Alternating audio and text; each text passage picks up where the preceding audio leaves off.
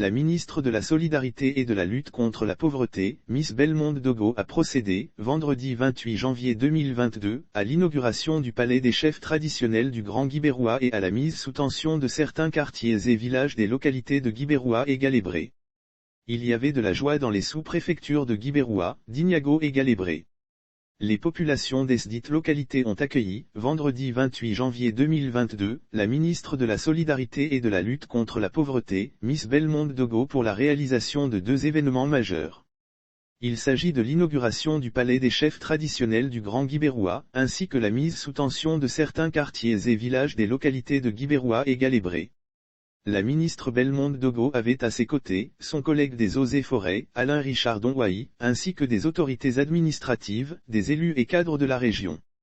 Palais des chefs traditionnels construite grâce à un financement du Fonds national de la solidarité, FNS, structure sous tutelle du ministère de la Solidarité et de la lutte contre la pauvreté. La maison des chefs traditionnels du Grand Guibéroua est une infrastructure composée de 5 bureaux, 2 logements, une salle de réunion et une salle de restauration.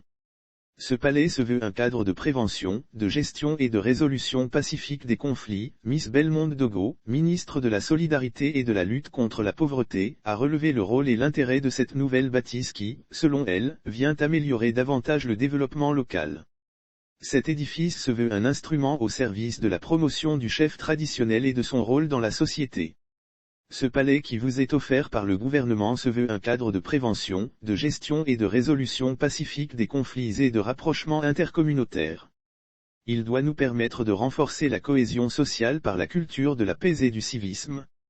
C'est aussi un cadre de promotion, de valorisation et de pérennisation de nos cultures, a souligné Miss Belmonde Dogo. Lire aussi non-candidature de Ouattara, la Chambre nationale des rois et chefs traditionnels de Côte d'Ivoire prend position. Elle a indiqué que la construction de ce palais traduit la vision du chef de l'État, Alassane Ouattara qui, dans la Constitution de 2016, formalise les pouvoirs des chefs coutumiers, à travers la Chambre nationale des rois et chefs traditionnels. 35 chefs de village dénombrés. Le ministre des Eaux et Forêts, Alain Richard Donwahi, parrain de la cérémonie, s'est félicité de la réalisation de cette infrastructure. Abondant dans le même sens que la ministre Miss Belmonde Dogo, il a affirmé que ce palais contribuera au renforcement de la capacité opérationnelle des 35 chefs de village que compte le Grand Guibéroua. Cet événement qui nous réunit marque une nouvelle étape dans la vie de la chefferie du Grand Guibéroua. Il fut une période où les chefs ne disposaient pas d'espace aménagé pour tenir leurs réunions ou recevoir leurs administrés. Aujourd'hui le chef de l'État a fait don de ce joyau qui fait votre fierté et va permettre d'être encore plus efficace dans la gestion des mésententes et dans la promotion de la paix dans la région, a indiqué le ministre des Eaux et Forêts. Cette maison sera un lieu de rencontre régulière pour régler les différents litiges. L'initiative de la construction d'une maison des chefs réjouit tous les chefs de village des sous-préfectures du Grand Guibéroua. À travers leur porte-parole, ils ont fait remarquer que la dotation de ce siège va donner un nouveau dynamisme à la chefferie traditionnelle.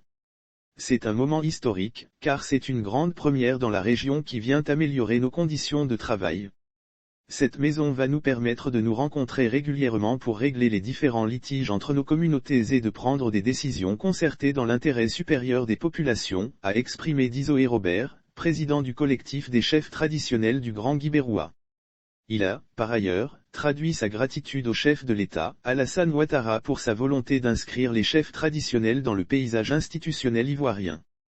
Électrification de plusieurs quartiers et villages. La ministre de la Solidarité et de la lutte contre la pauvreté, Miss Belmonde Dogo a profité de cette occasion pour procéder à la mise sous tension des quartiers de Tapedji et Sokura extension à Guibéroua et celle des villages de Sikadjouman et Koné Penakili à Galébré.